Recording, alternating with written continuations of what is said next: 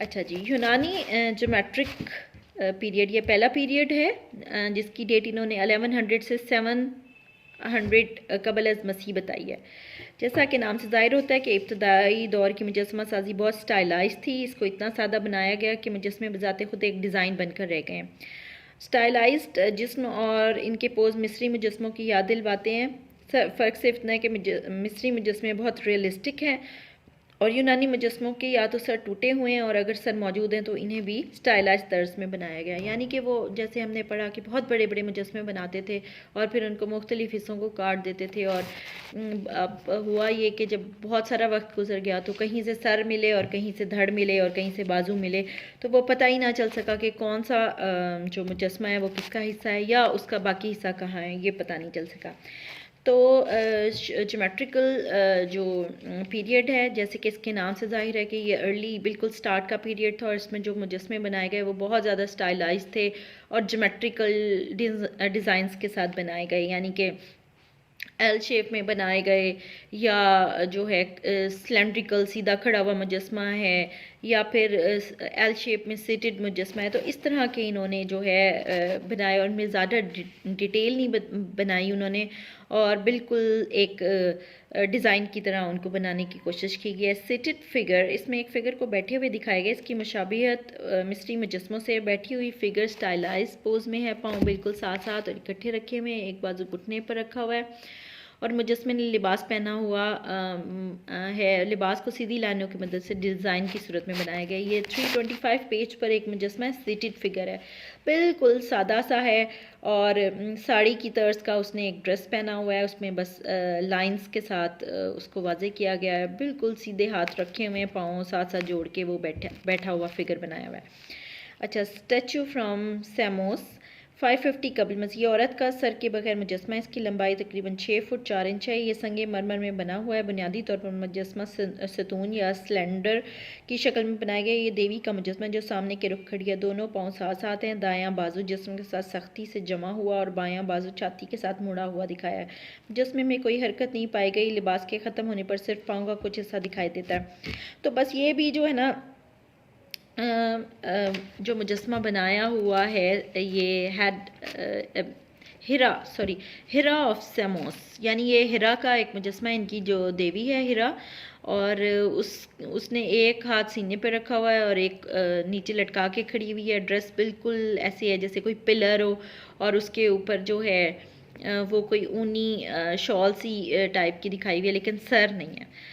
अच्छा, ये तो ज्योमेट्रिकल पीरियड में तो ये दो मिसालें दी हुई हैं और इसी किस्म के और भी मुजस्मे मिले कि उनके अगर किसी भी मुजस्मे का सर मौजूद होता तो यहाँ पे हमें ये मिसाल में ज़रूर दिखाया जाता। लेकिन दो चार जो इनको ज्योमेट्रिकल पीरियड के मुजस्मे मिले हैं वो इसी तरह हैं, बग़ैर सरों के ही मिले हैं।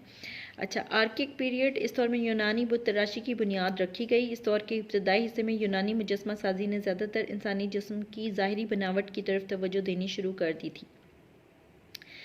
अच्छा, अब ये जो आर्किक पीरियड है ये इनका दूसरा दौर कहलाता है और इसकी जो डेट है वो 660 से 480 कबल अज़ मसीह है। ठीक है, और इसमें यूनानी मुजस्मा साजों ने ज़्यादातर इंसानी जिस्म की ज़ाहिरी बनावट की तरफ तवज्जो देना शुरू कर दी थी।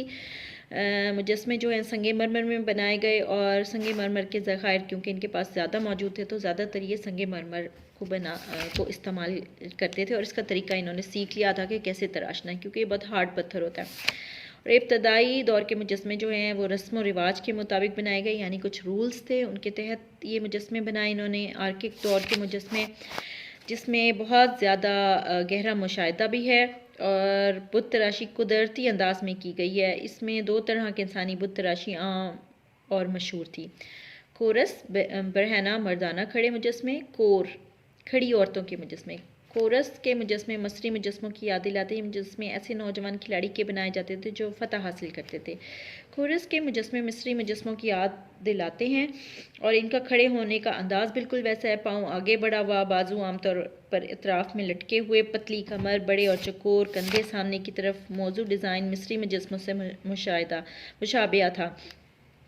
मिस्र और मेसोपोटामिया के लोगों ने मुजस्मों को पत्थर में सादा अंदाज में तराशा, जबकि यूनानी लोग इंसानी जिस्म के मुख्तलिफ अज़ा की बनावट और इसे आपस में फ़िट करने में दिलचस्पी रखते थे और अपने मुशाहिदे की वजह से इन्हें ज़्यादा रियलिस्टिक बनाने लगे थे। जो जो वक्त गुजरता गया तो इनके मुजस्मे ज़्यादा रियलिस्टिक होने लगे और शुरू में जो मुजस्मे बनाए गए उसमें उन्होंने कोशिश की कि एक पाँव आगे की तरफ है, कंधे चौड़े और चौकोर हैं और मसल्स के साथ हैं या इस तरह खिलाड़ियों के जिस्मों को दिखाने की कोशिश की गई।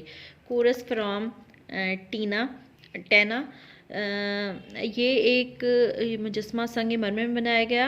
ये तकरीबन 5 फुट लंबा है और आज़ादाना तौर पर खड़ा बनाया गया, जबकि मिस्री मुजस्मे सहारे के साथ खड़े किए जाते थे। अच्छा, इन्होंने ना एक नई चीज़ जो मुजस्मों के अंदर ये इनके यहाँ नज़र आती है, मिस्री मुजस्मे जो थे वो शुरू में बहुत ओवर लाइफ साइज़ थे, फिर मुनासिब साइज़ में आ गए थे। तो इनके भी मुजस्मे जो इन्होंने बनाए हैं वो 5 फुट के जब ये आर्किक पीरियड आया तो इन्होंने भी ना अपने मुजस्मों का साइज़ जो है वो लाइफ साइज़ में कर दिया, यानी 5 फुट लंबा और आज़ादाना खड़ा हुआ मुजस्मा है। और इन्होंने ये कोशिश की कि मुजस्मे जो है अपने पैरों पे खड़े हुए बनाए जाएं, वरना बाकी जो स्कल्पचर इन राउंड देखा जाता है तो यूँ किया जाता था कि पीछे पत्थर का पिलर दे के उनको सहारा या उनका नीचे पेडिस्टल बना दिया जाता था, पत्थर की स्लैब सहारे के लिए उनके लिए बनाई जाती थी। लेकिन इन्होंने आज़ाद मुजस्मे बनाने की तरफ पहला कदम था और मुजस्मे के मुख्तलिफ अज़ा की बनावट पर भी इन्होंने ख़ास तवज्जो देना शुरू कर दी। सर सादा, आँखें बड़ी और नाक, कान, मुँह, बाल वगैरह को स्टाइलाइज बनाया था। मुजस्मे के धड़ और कुलों को मुकम्मल गुलाई के साथ कुदरती अंदाज में बनाया जाता था। अच्छा, अब ये जो है इन्होंने एक मुजस्मे की तो मिसाल दी हुई है, लेकिन जो इस आर्किक पीरियड की जो एक इम्पॉर्टेंट चीज़ है जो कि एग्ज़ाम्स के अंदर सबसे ज़्यादा पूछा जाने वाला सवाल है, वो कोर और कोरस मुजस्मों की अहम खसूसियात है। ये सवाल बहुत ज़्यादा आता है और इसको इम्पॉर्टेंट करके लिख लें। और इसमें जो है ना वो जो इसकी खसूसियात लिखी हुई हैं इसको आपने एज इट इज़ याद कर लेना है। पहली नज़र में ये मुजस्मे पत्थर में बने हुए दरख्त के तने की तरह मालूम होते थे। बाज़ हालात में मिस्री रवायात को बरकरार रखा गया था। मर्द कोरस के बाजू अतराफ़ में लटके हुए और बायां पाँव थोड़ा आगे बढ़ा हुआ। औरतों के मुजस्मों के बाजू ज़रा सी हरकत में और पाँव साथ साथ मिले हुए बनाए जाते थे। मुजस्मों को आमतौर पर चौड़े कंधों, पतली कमर और बंद हाथ के साथ बनाया गया। सर बैजवी, आंखें बाहर को निकली हुई बनाई जाती थीं, बालों को चटाई की तरह बनाया जाता था। कोरस और कोर मुजस्मों के होंठ ऊपर की तरफ मुड़े हुए होते थे, जिससे बहुत सर्द तासुरात ज़ाहिर होते थे। इस मुस्कुराहट को आमतौर पर आर्किक स्माइल कहते हैं। इसको अंडरलाइन कर लें आर्किक स्माइल को, कि अगर MCQs में आ जाए कि आर्किक स्माइल किसे कहते हैं तो ये कोर और कोरस मुजस्मों की मुस्कुराहट थी। नस्वानी मुजस्मों को लिबास में दिखाया गया और लिबास स्टाइलाइज अंदाज में बनाया गया। फिगर्स को हरकत में भी दिखाने की कोशिश की गई। इन मुजस्मों पर हमेशा गहरा रंग किया जाता था। ठीक है, कोशिश उन्होंने की कि जो है थोड़ी बहुत उसमें हरकत भी नज़र आए, आर्किक स्माइल भी बनाई, लेकिन बहुत ज़्यादा जो है ना तो इन चेहरों के ऊपर तासुरात थे और लिबास और बाल वगैरह और ये चीज़ें भी बिल्कुल जो हैं वो एक फार्मूले के तहत ही बनाई जाती थी और बस सिर्फ ये था कि ये आज़ाद खड़े हुए मुजस्मे थे और ज्योमेट्रिक पीरियड से काफ़ी बेहतर थे और इन्होंने कोशिश की कि इनको ज़्यादा से ज़्यादा रियलिस्टिक बनाया जाए। अच्छा, आगे जो है एक ब्रॉन्ज कैरियोटर के बारे में जो है ना इन्होंने एक मिसाल दी हुई है। ये एक कांसी का मुजस्मा है।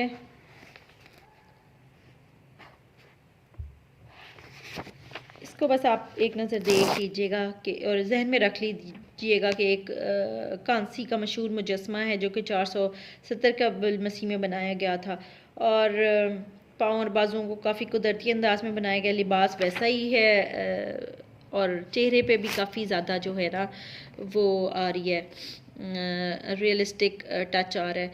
तो ये एक मिसाल के तौर पे याद कर लीजिएगा। आर्किक रिलीफ स्कल्पचर इस दौर में आज़ादाना खड़े मुजस्मों के अलावा रिलीफ पे भी मुजस्मा साजी की मंजरों में डोरिक ऑर्डर की फ्राइज पर मुख्तलिफ कहानियों को खुदा गया फिगर्स भारी फ्लैट और चेहरे के तासुरात के बगैर बनाई गई। बहुत सी इमारती संग तराशी 6वीं सदी के वस्ती दौर में यूनान में की गई।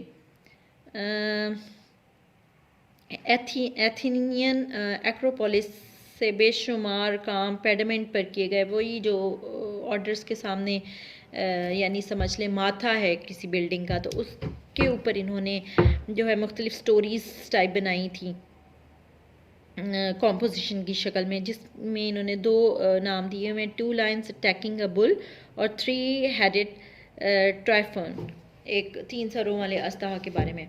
अच्छा,